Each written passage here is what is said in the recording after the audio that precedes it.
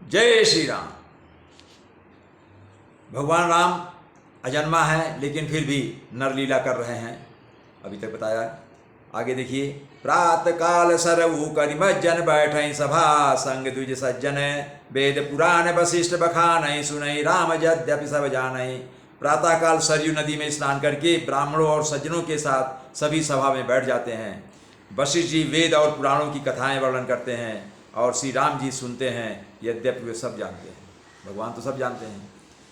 अनुजन संयुत भोजन करही, देखि सकल जननी सुख भरही। भरत शत्रुघ्न दोनों भाई, सहित पवन सुत उपवन जाई। भगवान राम भाइयों को साथ लेकर भोजन करते हैं, एक साथ भोजन करते हैं। उन्हें देखकर सभी माताएं आनंद से भर जाती हैं। भरत जी और शत्रुघ्न जी दोनों भाई हनुमान जी के साथ उपवन में जाते हैं।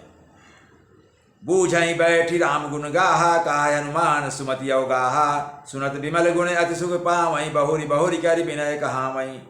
वहाँ उपवन में बैठकर भरत और शत्रुघ्न हनुमान जी से राम जी के गुणों की कथाएं पूछते हैं और हनुमान जी अपनी सुंदर बुद्धि से उन गुणों में गोता लगाकर उनका वर्णन करते हैं। श्री रामचंद्र जी के निर्मल गुणों को सुनकर दोनों भाई अत्यंत सुख पाते हैं और विनय करके बार बार कहलाते हैं। आशा ये है कि लक्ष्मण तो रामचंद्र के साथ ही थे, लेकिन भरत और शत्रुघ्न उसके साथ नहीं रहे। तो हनुमान जी तो उनके भक्त हैं भगवान राम के, और हनुमान जी वहाँ की बातें, भगवान ने वहाँ क्या क्या ऐश्वर्य दिखाया युद्ध में, या और जो भी उन्होंने लीलाएं की, जो भगवान के द्वारा लीलाएं की गई, उसको हनुमान जानते हैं। इसलिए हनुमान जी से वे भरत और शत्रुघ्न भगवान राम की कथाएं पूछते हैं। सबके गृह गृह होई पुराना, रामचरित पावन विधि नाना। नर अरु नारी राम गुण गानई, करई दिवस निशि जात न जानई। सबके यहाँ घर घर में पुराणों और अनेक प्रकार के पवित्र रामचरित्रों की कथा होती है। पुरुष और स्त्री सभी श्री रामचंद्र जी का गुणगान करते हैं और इस आनंद में दिन रात बीतना भी नहीं जान पाते। इतने भाव विभोर हो जाते हैं, उसमें मंत्रमुग्ध हो जाते हैं, पता नहीं चलता दिन कब हुई कब रात हुआ। अवधपुरी बासीन करे सुख संपदा समाज, साहस शेष नहीं कही सकहीं, जहाँ नृप राम विराज। जहाँ भगवान श्री रामचंद्र जी स्वयं राजा होकर विराजमान हैं, उस अवधपुरी के निवासियों के सुख और संपत्ति के समुदाय का वर्णन हजारों शेष जी भी नहीं कर सकते। अर्थात वहाँ के निवासी इतने सुखी हो गए हैं, संपत्ति से भरपूर हो गए हैं कि उसका वर्णन शेष जी भी नहीं कर सकते, हजारों शेष जी नहीं कर सकते। नारदादि सनकादि मुनीसा, दर्शन लागी कौशलाधीसा। दिन प्रति सकल अयोध्या, मई देख नगर विरागु विश्रामई।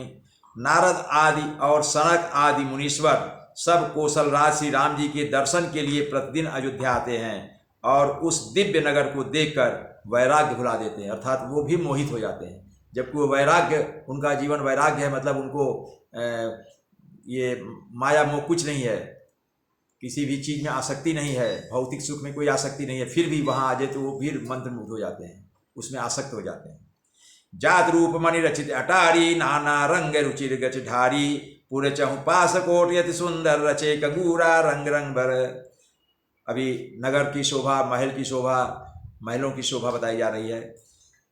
दिव्य स्वर्ण और रत्नों से बनी हुई अटारियां हैं, उनमें मणि और रत्नों की अनेक रंगों की सुंदर ढली हुई फर्शें हैं। नगर के चारों ओर अत्यंत सुंदर परकोटा बना हुआ है, चार दीवारी बनी है जिस पर सुंदर रंग और रंग बिरंगे कंगूरे बने हैं। नवग्रह निकर अनेक बनाई, जनु घेरी अमरावती आई। मही बहुरंग रचित गच कांचा, जो बिलो की मुनि बरमन नाचा। और ऐसे शोभायमान है, पूरा नगर ऐसा शोभायमान है कि मानो नवग्रहों ने बड़ी भारी सेना बनाकर अमरावती को आकर घेर लिया हो। पृथ्वी पर अनेकों रंगों के दिव्य रत्नों की गच बनाई गई है, गलियां बनाई हैं, जिसे देखकर श्रेष्ठ मुनियों के भी मन नाच उठते हैं। धवल धाम ऊपर नभ चुंबत, कलश मनहु रवि शशिदुति निंदत। बहुमणि रचित झरोखा भराजई, गृह गृह प्रतिमणि दीप विराजई। उज्ज्वल महल ऊपर आकाश को छू रहे, अर्थात बहुत ऊंचे ऊंचे हैं। महलों पर के कलश अपने दिव्य प्रकाश से मानो सूर्य चंद्रमा के प्रकाश की भी निंदा करते हैं, उनका तिरस्कार कर देते हैं। मतलब उनके प्रकाश के आगे, महलों के प्रकाश की भव्यता के आगे चंद्रमा और सूर्य का प्रकाश भी फीका पड़ जा रहा है। महलों में बहुत सी मणियों के रचे हुए झरोखे सुशोभित हैं और घर घर में मणियों के दीपक शोभायमान हैं। मणि दीप राजहि भवन भ्राजहि, देहरी विद्रुम रची। मणिखंभ भीति बिरंच बिरची कनक मणि मरकत खची सुंदर मनोहर मंदिरायत अजिर रुचिर फटिक रचे प्रतिद्वार द्वार कपाट पुरट बनाई बहु ब्रजनी खचे। घरों में मड़ियों के दीपक शोभायमान हैं, मूंगों की बनी हुई देहलियां चमक रही हैं, मड़ियों के खंभे हैं, मरकत मड़ियों अर्थात पन्नों सी जड़ी हुई सोने की दीवारें ऐसी सुंदर हैं मानो ब्रह्मा ने खास तौर से बनाई हो। महल सुंदर मनोहर और विशाल हैं, उनमें सुंदर स्फटिक के आंगन बने हैं, प्रत्येक द्वार पर बहुत से खरादे हुए हीरों से जड़े हुए सोने के किवाड़ लगे हुए हैं। ये ऐश्वर्य है भगवान राम के महल का। चारु चित्रशाला गिरिगिरी प्रति लिखे बनाए रामचरित जे निरख मुनि ते मन ले चुराए। घर घर में सुंदर चित्रशालाएं हैं जिनमें श्री राम जी के चरित्र बड़ी सुंदरता के साथ संवार कर अंकित किए गए हैं। जिन्हें मुनि देखते हैं वे उनके भी चित्त को चुरा लेते हैं। जय श्री राम।